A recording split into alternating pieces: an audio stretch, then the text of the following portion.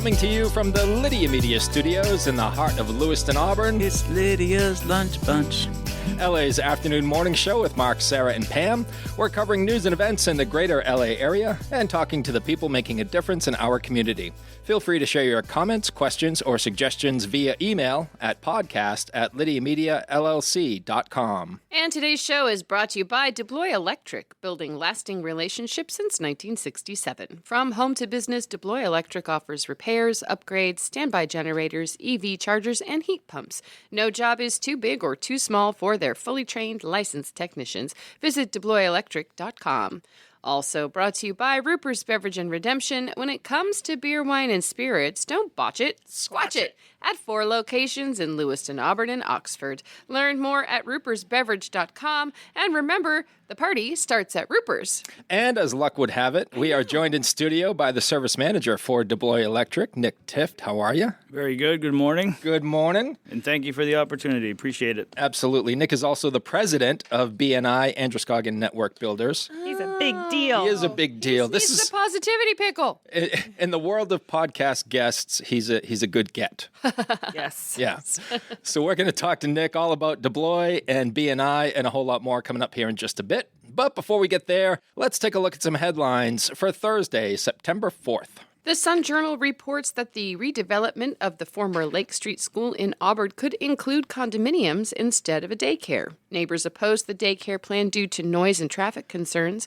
Developer Jim Wu countered with a condominium project to address the city's housing needs. The planning board will hold a public hearing on the condo project on Tuesday. Maine Beer Company owner Dan Kleban announced he will run for U.S. Senate in hopes of challenging Susan Collins. Kleban says he has experienced several challenges that Collins has failed to address, including housing unaffordability and high health care and education costs. Collins plans to seek a 6th term, but has not yet made a formal announcement. The Auburn Community Band is seeking new members, particularly tuba and euphonium players. Geez, you don't meet a lot of euphonium players. I just learned what it was this morning when I had to look that up. Yeah. Would you explain it? Well, it's a horned instrument, and it's got a lot of curves in it, but the curves widen as they expand through the instrument. Interesting. Yeah. I had no idea, actually. Me neither. Grew up playing in a band and have never seen a euphonium.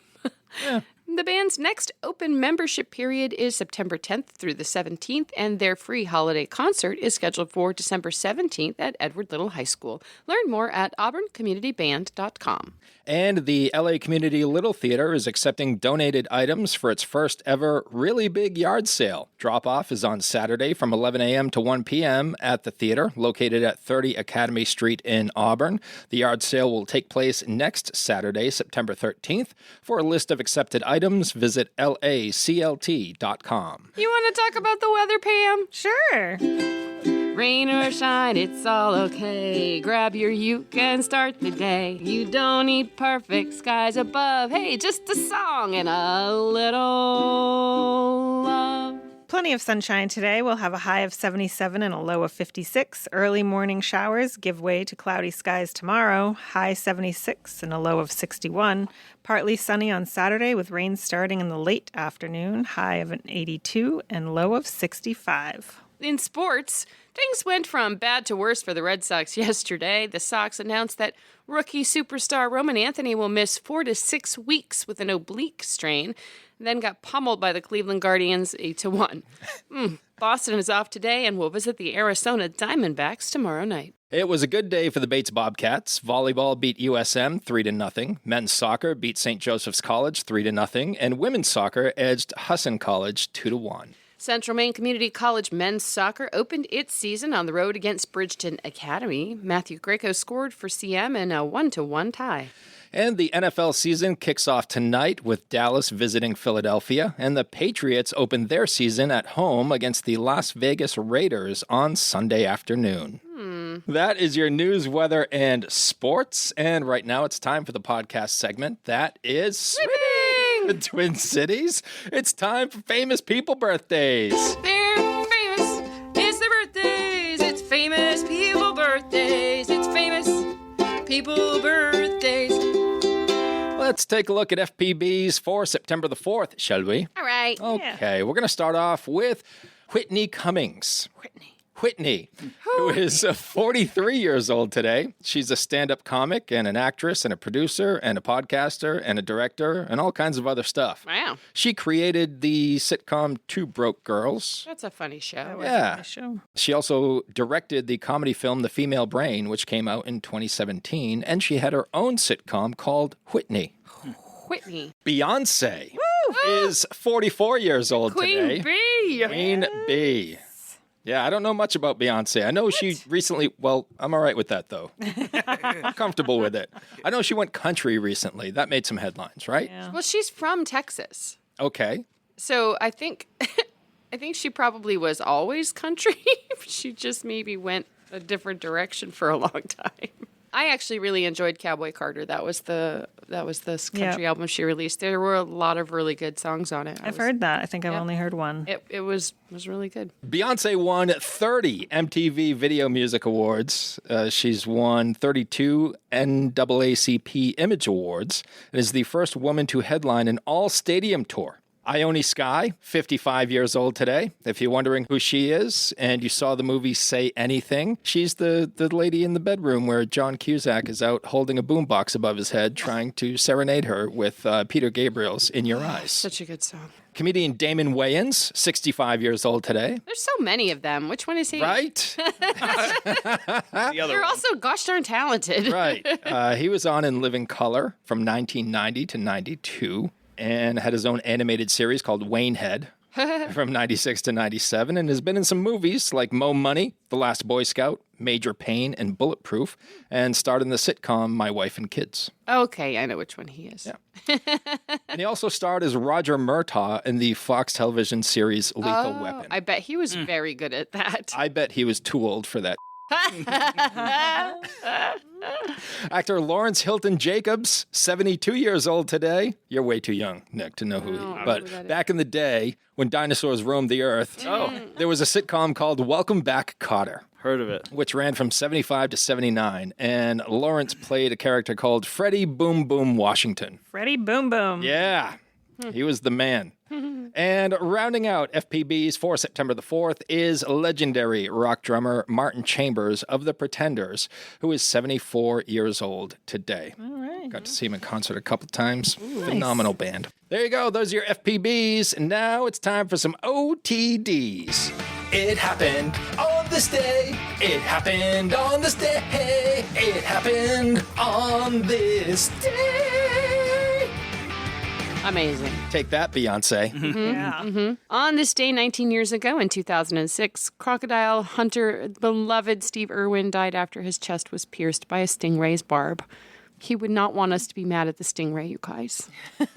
No. You would not. He would not want us to be mad. And I will echo Norm MacDonald's comment when he said, hard to believe that a man named the Crocodile Hunter would meet an early demise. 22 years ago in 2003, a 22-year-old American stud named Keegan Riley became the first paraplegic to ever reach the top of Mount Fuji.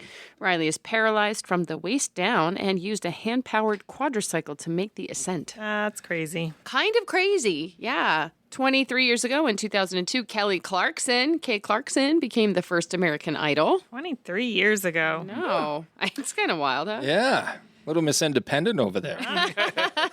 You know that she is credited with telling Taylor Swift to just remake all of her music under her own name so that she could have ownership of her music. What was her name before? Wait, what? Oh, Mark. Good question, actually. Good question. I mean, I I thought get I it. liked it. The way I worded it was weird. Thanks for pointing it out. 32 years ago in 1993, one-handed Yankees pitcher Jim Abbott pitched a no-hitter against the Cleveland Indians. He was born without a right hand and still somehow became a pitcher. amazing. I've never even amazing. heard that. Yeah, there's a couple of documentaries on him that are worth a watch. 53 years ago in 1972 at the Munich Olympics, Mark Spitz became the first Olympian to ever win 7 gold medals. Look at that guy. That's He was pretty amazing. good. Yeah. And then Michael Phelps came along. Oh, yeah. Broke all his records. That guy. Yeah. And 244 years ago in 1781, Los Angeles was founded by Spanish settlers who'd migrated north from Mexico. Imagine that. Imagine that. Those are your OTDs. And FPBs for September the 4th. Whether you want a sit-down meal or a grab-and-go, Pat's Pizza in Auburn offers delicious sandwiches, pasta, salads, and pizza at family-friendly prices. Pat's Pizza, serving the L.A. area since 1985. Open daily from 11 a.m. to 9 p.m. at 85 Center Street in Auburn. Online at patsauburn.com. Now, we shift focus fully to our guest in studio, Nick Tifft of DeBlois Electric and BNI Androscoggin Network Builders. For those of us who aren't familiar, what can you tell us about DeBlois Electric, who you are, and what you do? I'm going to go way back. Our founder, Willie DeBlois, started the company in 1967 out of his garage in Lewiston, and over the course of years and growth, we've grown into one of the leading electrical contractors in Maine. We service both residential, commercial, and our major players in the construction industry here in Maine. We've been around for a long time and really value customers and building relationships. And when did you become a part of DeBlois? So I have actually been with the company since 2018, so going on 7 years here, and definitely one of the best moves I've ever made. It's rewarding and satisfying on a daily, weekly basis. Did you start off as service manager? When I started there, I was actually the service coordinator, and basically it was me and one technician, and I joined forces with them because we wanted to grow the service department, and now we're a team of 12 people representing the company over the course of 7 years. So a lot of fun, a lot of opportunity to be creative as we've reached this level thus far. And you're based right here in the Twin Cities, in Lewiston. Yeah, right on Sabata Street for almost 30, 40 years. And what do you attribute that growth to over the last 7 years? It's a combination of things. One of the things is the company supports my visions and my creativity, and they empower me to kind of go down paths that I think can be successful, which is fantastic. But we've got great leadership. The company has great vision for where we're headed, and leadership really empowers our team to be creative and do what we need to do and be successful. What makes DeBlois different from other electrical contractors in the state? That's a good question. I have to say that it's kind of based on our culture. We really don't just hire the next licensed electrician that comes through the door. We kind of make sure that it's going to be a team fit, not just filling a role that we need. Culture is everything, and that's what really sets us apart. There's an amazing presence of team first mentality at DeBlois, and it's I've had a lot of prior opportunities and jobs working throughout the LA community, since roughly 2001 when I entered the workforce, and I can definitely say that is an amazing thing that you don't get everywhere. So when I came upon it, I was kind of very enlightened that there is a great prospect for a successful company out there, and it's pretty amazing to be a part of. And I think a lot of employers, they will list some qualifications that they're looking for and hire a person based on that. It sounds like you're looking for that and a whole lot more. You're looking to hire good people as well. Yeah. I mean, obviously, number one, you got to meet the skills level that we need to qualify for what we're looking for, but definitely the people and the fit within our team to make sure that it's about us, not a me mentality. It's and that goes a very long way. Considering the growth you've experienced over the past 7 years in the service department, what does a typical day look like in the service department, if there is such a thing? A typical day in electrical? Yeah. No. I think, honestly, a typical day is very similar to a lot of trade industries where you're providing customer service. It's on the CSR and management end, it's probably quite similar. People have issues, they call us, and we're helping resolve them. But for the technicians, they're on the go. They could be servicing anything from an emergency call where somebody's lost half their power and their meter has a bad breaker that needs to be replaced, or it could just be a filler call where somebody happened to mention that they needed a switch replaced because their disposer wasn't working. So yeah. It's very busy, very challenging to keep up with. but it's a very rewarding thing. Every time you get on the phone with a customer and you're able to help them, or maybe it wasn't necessarily helping them by sending a technician out. Sometimes it's just about giving the proper guidance and setting up the path to resolving or reaching their goal. And obviously, every aspect of that can be difficult at times, but the reward is the customer, being able to work with them and help them in some way. I'm just going to guess that in your experience, you've come across some residential calls where the homeowner may have watched a YouTube video and decided to take on the job themselves and then decided to call you afterwards. Oh, with electrical, please don't do that. Right. Without divulging too much about a story, I had one call. Pam might remember it. I came into BNI and talked about it at one point. Somebody had called and said, I touched my refrigerator and then I also touched my range at the exact same time and I got electrocuted. And I was like, wow, that was a voicemail. So that was an interesting one. When I went to call them back, it was like, what in the world am I getting into? But, like you just kind of led up with, it turns out that someone in their household thought they could replace the outlet behind the refrigerator, but they didn't wire it correctly, and therefore the chassis of the refrigerator was energized. So, yeah. So they just made the connection. Yeah, they made the connection all right. Yep. Yeah. So that was a good fix. DIY isn't always what it's cracked up to be. You can take it apart and you might think you understand it if you try to follow basic steps, but there's a reason why it takes almost 4 years for an electrician to become a journeyman and obviously lead that to become a master. There's certain things professionals should do, and that is led by doing things safely. So I had a professional electrician wire some new electrical outlets in our upstairs after a renovation. And now when my son's closet door is open, my bedroom light comes on. So, I mean, that makes sense. Yeah. That should happen, right? That should happen, I guess. I don't know. So my point being, you can still hire a professional, but you should hire a trusted professional like DeBlois Electric. And I may be making a call later today because that's a real weird one. Sometimes longevity, and it proves that there's qualification out there, I guess, for sure. Closet door. Light comes on. Yeah, sometimes he gets home in the middle of the night and will open his closet to put something into it, and my bedroom light will come on, and I will be woken from a sound sleep. That makes zero sense. I'm so confused. I'm not understanding that exactly. I don't know. It's one of those switches that the light comes on when you open the door of the closet, so it's like an automatic thing. It's not like a flip it on thing. Gotcha. I don't know. They do that from time to time. Yeah. No explanation.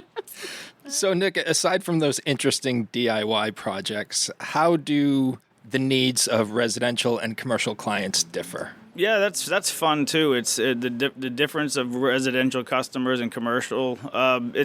You're managing a relationship no matter what, but I mean, commercial customers are a lot of fun to work with. There's a lot of recurring opportunities there to continue with, maybe a property owner who has multiple locations or whatnot. But the work is obviously a little bit different, but the outcome's always the same. It's no matter what you're doing, you're trying to do your best for whomever you're working for. And it would be hard for me to pick which one's my favorite, to be honest with you, because there's rewards in working on one-on-one with residential customers, because sometimes they have a goal to make a positive change in their home, and that just the satisfaction of seeing somebody finally see their vision come to life is utterly rewarding. The same goes for a customer who's really frustrated by the lack of security around their local office with needing security lights added or something to that effect. So it's different levels of electrical requirements, but like I said, it's and to me personally, from my perspective, the outcome's the same because it's just about the customer experience. Mm-hmm. What about generators? I know a lot of people in other parts of the country might start thinking about those maybe in the winter or during hurricane season, but in Maine, it's a year-round concern. When should people start thinking about getting a generator? The best recommendation is when they don't need it. When everything's going fine. Don't call when you really, really need one. That's the best answer. Yeah. Usually there's a storm and then they're wishing they had one. And the reality of that is you're going to get that generator installed based on the storm that happened 6 to 12 weeks ago. Mm-hmm. And then you might not need it again for quite a while. Mm-hmm. But it's just something that you have to weigh out. How often do I lose power? How long does the power go out generally when I do lose power? Those two questions, if you're battling with those are opportunities to give us a call. And, the interesting thing about it is we're talking about generators, but that doesn't necessarily mean a built-in automatic standby. Somebody might call me up and say I want a standby generator, and we'll weigh all the options and what makes the most sense for them. I'm not concerned about making the high-ticket sale at the end of the day. I'm making sure the customer gets the best for what they need. If I've been over to several customers' houses and they wanted a standby, and I'm like, well, how often do you lose power? That's a good question. I didn't really think about that. How long do I lose power? It's like, well, you only lose power, a few times a year and maybe 6 hours at most, and that's like, so I kind of transitioned them maybe to a portable hookup rather than an automatic standby because the cost effectiveness just really isn't there for them. But that's about value and making sure people get what they really will benefit the most from. But yeah, it's usually inspired by a storm. It's usually inspired by a bad experience where they don't ever want to go 3 days without flushing their toilets again, which is so understandable. And the interesting thing is we haven't actually had that storm that inspires people.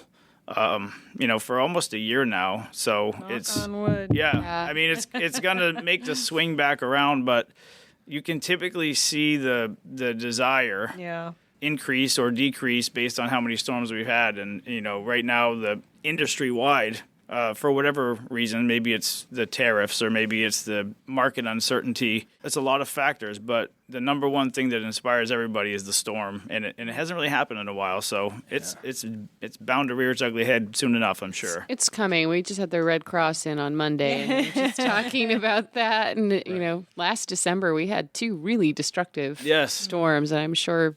We can kind of put that out of sight, out of mind, but it's something people should be keeping at the forefront. Yeah. That definitely inspired the phones to start ringing more back then. I recall that very, very, very well. You haven't forgotten.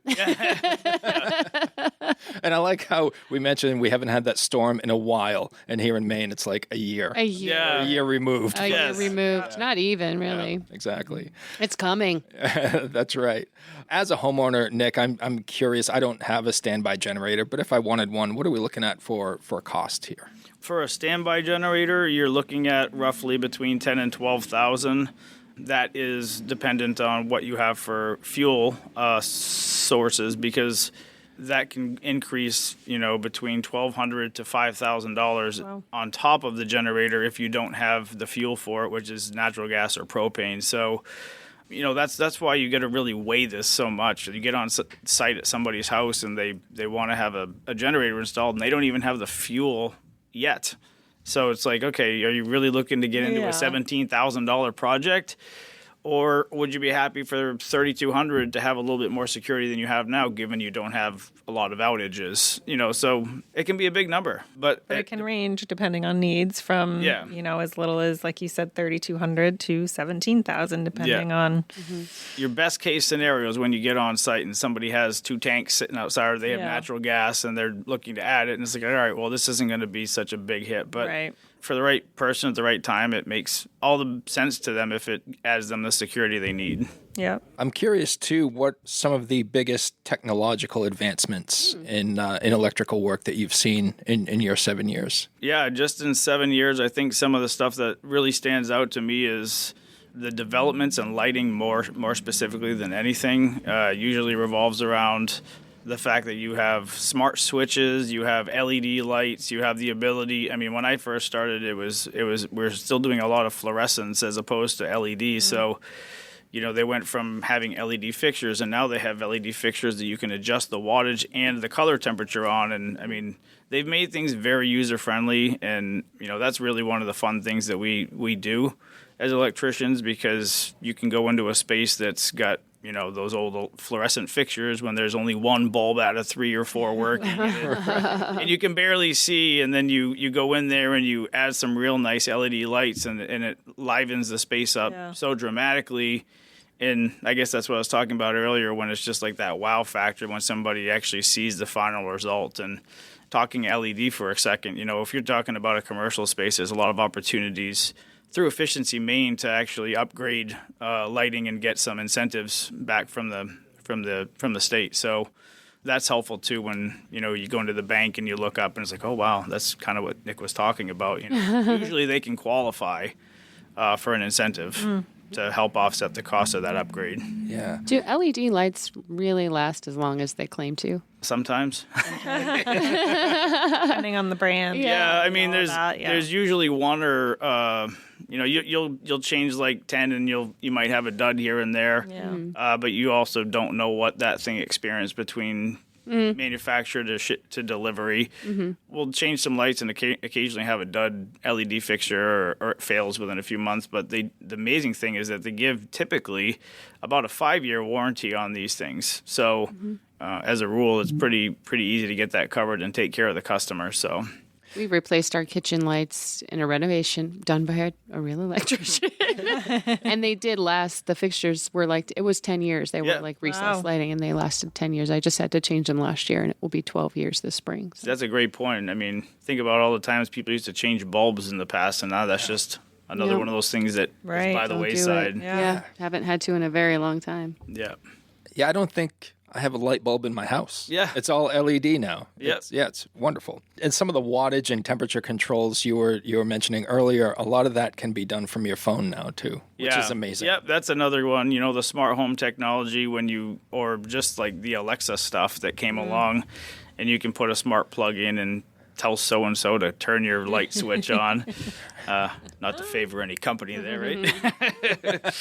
But what do you think? Do you like those? Do you? I think it's actually pretty handy. There's some really sophisticated lighting systems that Lutron puts out. That's going to fit a certain homeowner's needs if they want some real high-end stuff. But if you're just the average homeowner that wants to add convenience, I mean, you can get smart switches for really inexpensive and use one of those Amazon Alexas or whatever to control that, or your phone. And I mean, I think it's fantastic. I like the technology behind it. So it's interesting to see. And as a homeowner, I do watch a lot of videos. There are a lot of jobs I won't tackle myself, but I do watch a lot of videos to see, what's going on, what kind of products people are using right now. And when it comes to electrical, there seems to be some debate with some old school electrical contractors preferring wire nuts over the new push-in connectors. Yeah. Do you or any of your contractors have a preference? Yeah, the push-in connectors sometimes are referred to as Wago connectors, and that's not really ideal. You'll see some of the LED fixtures and the light fixtures that use those, and that's typically okay.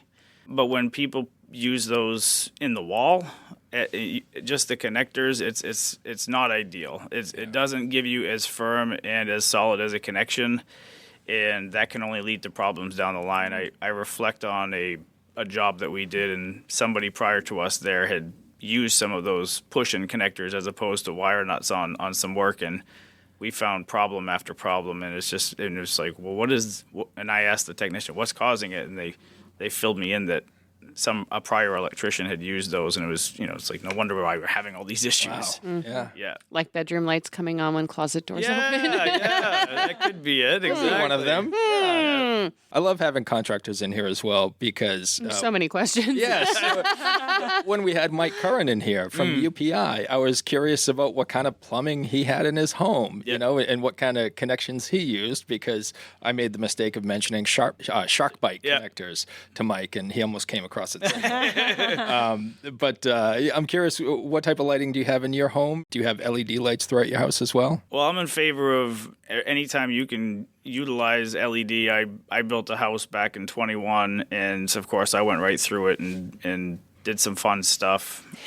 Put some nice stair lights on, photo sensor, and obviously the recessed lights that are just so efficient. So, yeah, I mean, I'm a big fan of that. I understand Mike Curran not wanting to see the DIY guy trying to get through a problem. I've been there, done that. Shark bite fittings, I've utilized those in a camper when I had to try to become a plumber for a day, but it's definitely interesting to see what people come up with. But yeah, as far as what I put in my home, I would always encourage people to go with what's most efficient, but whatever meets their desires. So, do you control your lighting with your phone at home? I actually don't. No. It's when you're building a house, there's certain levels of cost per switch, and once you get into some of that stuff, let's just say a $35 or a $45 switch adds up real quickly as you're laying out your whole home. I put a couple in strategic areas that would add a lot of convenience. You know, you walk into a commercial bathroom and your lights automatically turn on. You know, that's kind of a fun one where you can find the right spot in your house that you can just walk in and the lights come on. Like, that's a nice convenience in certain applications. Yeah. So you just kind of try to take advantage of the technology where it makes the most sense and doesn't obviously hit you in the wallet, because you can spend a lot of money real quick. Yeah. And Sarah, that one's done on purpose when you walk into a room and the lights come on. Just so you know. Yes. Yes. What's something most homeowners don't realize about their own electrical systems at home?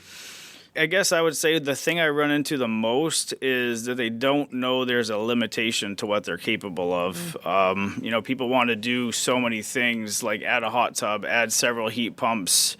You know, they're thinking about doing a car charger down the line, and there's limitations to what they have. These homes in Lewis and Auburn, the ones that have been here so long, 40 to 40 years or so, are typically going to have a 60 amp or 100 amp service. Yeah. More often than not, we're going to see a 100 amp service at least, but you run into occasional 60 amp service, which can kind of surprise you at times. If they have these aspirations, you know, with all this new technology coming out, a lot of times you find people need to upgrade their service to 200 amp in order to meet what their ambitions are.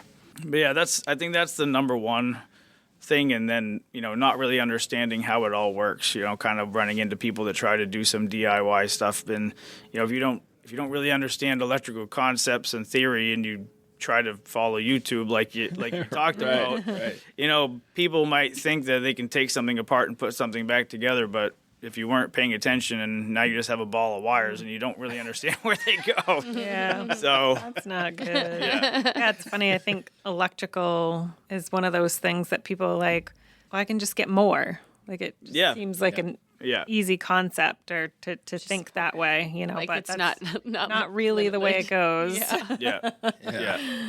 We have a lot of older homes here in the state of Maine as well. Do you get a lot of calls for people wanting to rewire their entire house? Boy, that's a great question. Yeah. I'd like to rewire the whole house. I do hear that far too often, and I kind of have to go through the process of, were you planning on demoing all the walls?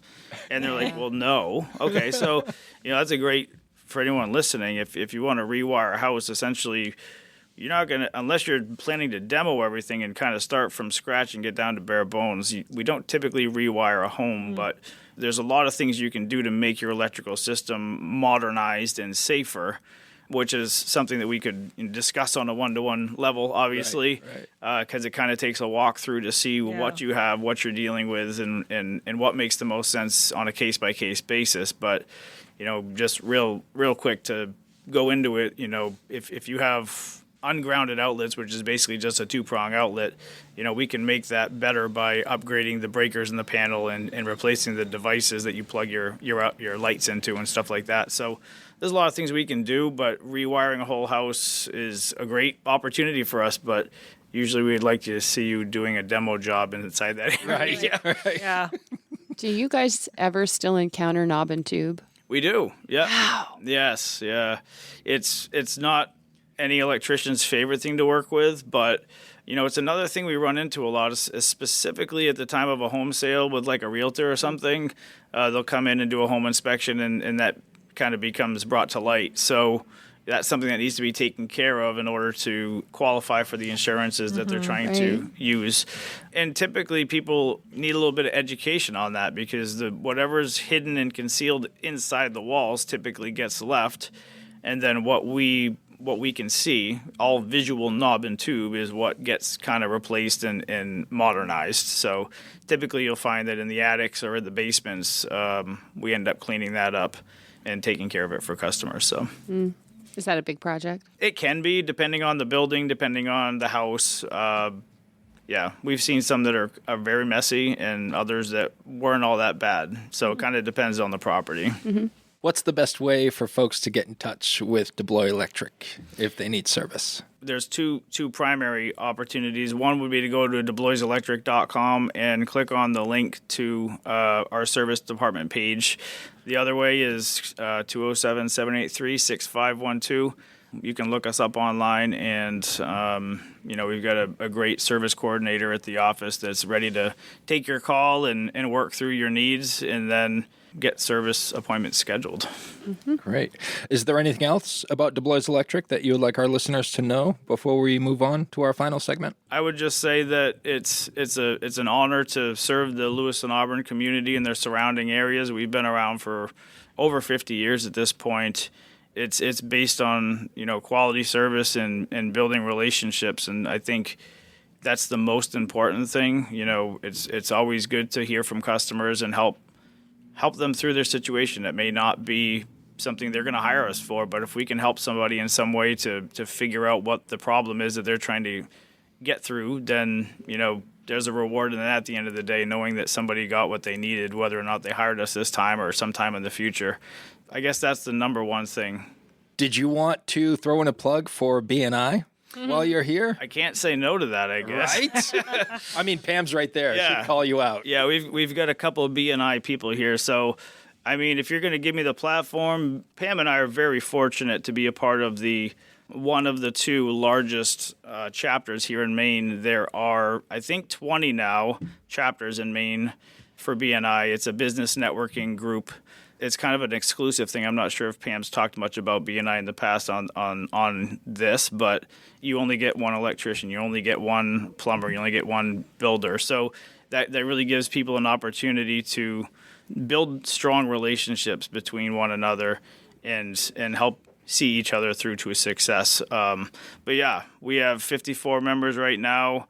It's been a lot of fun. We basically changed the entire leadership team annually, and I became president back on October 1st. So I'm about to hand that off to an amazing guy in Ben Fournier from Scooter Memory Care. I think he's going to do an amazing job. I'm excited to see what he's going to bring to it, and that's the fun thing about it, is that you just put your heart and soul into it for a year, and then somebody else takes it over and they either build on that or they take their own vision and go in a totally different direction. And however they do it, you get to kind of sit back and know that you gave it your all. So as a chapter, we're breaking some records BNI Maine wide this year. We're closing in on $9 million for closed business among us. So that's, I think, probably knocks it out of the park by $4 million compared to last year. Wow.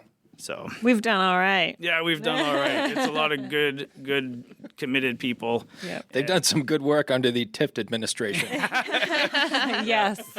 I joked yesterday I was going to start issuing pardons soon, but people took me way too seriously, so I had to backtrack that. Members meet weekly. For our specific chapter, it's from 7 to 8:30 on Wednesday mornings. Each chapter in the state has a different meeting time. Some of them are hybrid. Throughout the week, you'll schedule what they call one-to-ones, where you can meet with one another and kind of build that relationship a little bit stronger, learn about each other's needs. And the amazing part is that essentially you now have 53 sales agents working for you and listening for you when they're out doing their business. And oh, hey, I know somebody that does that. So it's a really cool thing to be a part of. If somebody wants to join BNI or learn more about BNI, it's encouraged to visit the chapter.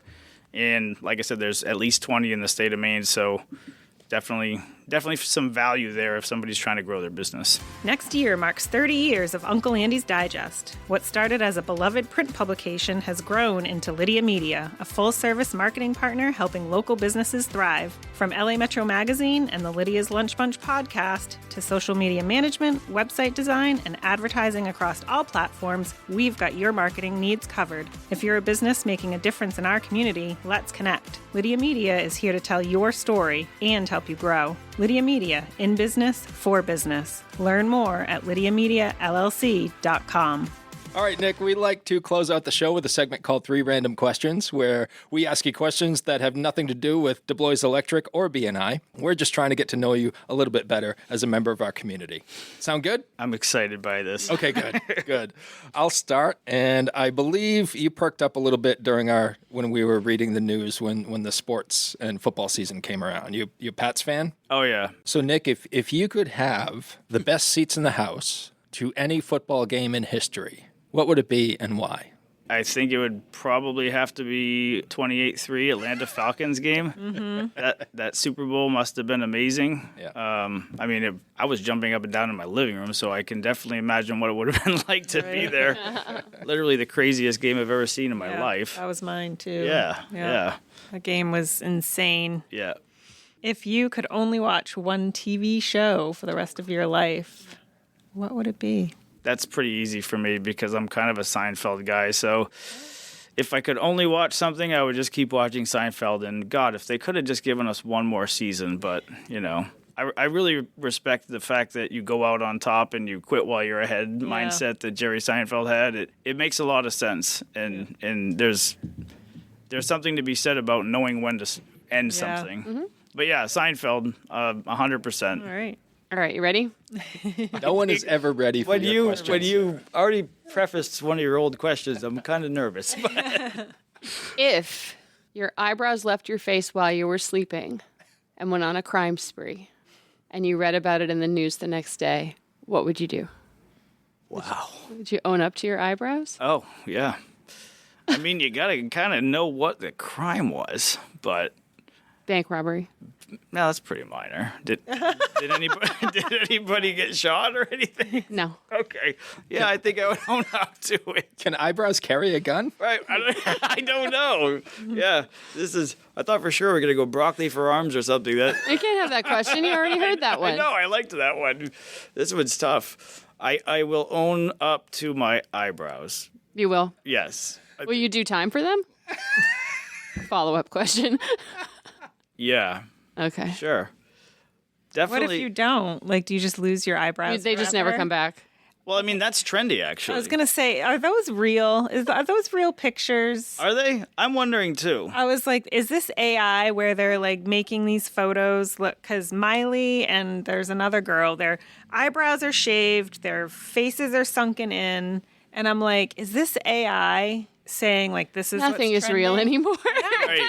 Because I'm like, if that's trending, no. No. Well, I'm not loving that, but I mean, it might set me up to be okay if I have to part with my eyebrows because at least it's going to be kind of acceptable at that point. No one's going to be like, hey, man, where'd your eyebrows go? And you don't have to be like, they went to prison. You can just be like, this is the new look. Whoopi Goldberg's been doing it forever, hasn't she? I don't know. Yeah, you could get tattoos of eyebrows. Yes. If you don't want to own up to your bank robbing. Glue eyebrows. some on. I think girls have like pens for that too, right? Or people, some people. Yeah. But, yeah, I don't know. I think I'll let my eyebrows go depending on the crime and how severe. How severe the punishment is going to be? Yeah. The repercussion of your crime? Yeah. Your eyebrow crime? Okay. Final answer. Okay. Sarah, that's an all-timer. Yeah. You like that one? It's like a mental pretzel trying to figure out how to Mental answer that pretzel. one. Yeah. Nick, it's been a pleasure. Thanks for joining us today. Yeah, it's my pleasure. Thanks for having me. Hope you had some fun. It was fun, absolutely. And you'll be thinking about Sarah's question for probably the next 2 weeks. Yeah. I'm sure somebody listening is gold. going to I throw hope that you one don't at lose me. sleep over it. Yeah, you'll never sleep again just in case your eyebrows take off in the middle of the night. Oh, boy. My eyes will be closing tonight, and I'll instantly become awake. You're like, wait, eyebrows don't go. He is Nick Tifft, Service Manager for DeBlois Electric and President of BNI Androscoggin Network Builders. We want to thank Ruper's Beverage and Redemption and DeBlois Electric for sponsoring today's episode. And if you'd like to be part of the Lydia's Lunch Bunch advertising family, reach out to Pam Ashby, who is making her triumphant return to the podcast today after what seems like years away. I was a little lost today. Yeah. Need to warm back That's up. right. She's just getting back into the swing of things. Reach out to Pam via email at pam@lydiamediallc.com. Have a great day. And remember, don't bite your cat. And I will say I have bitten my cat.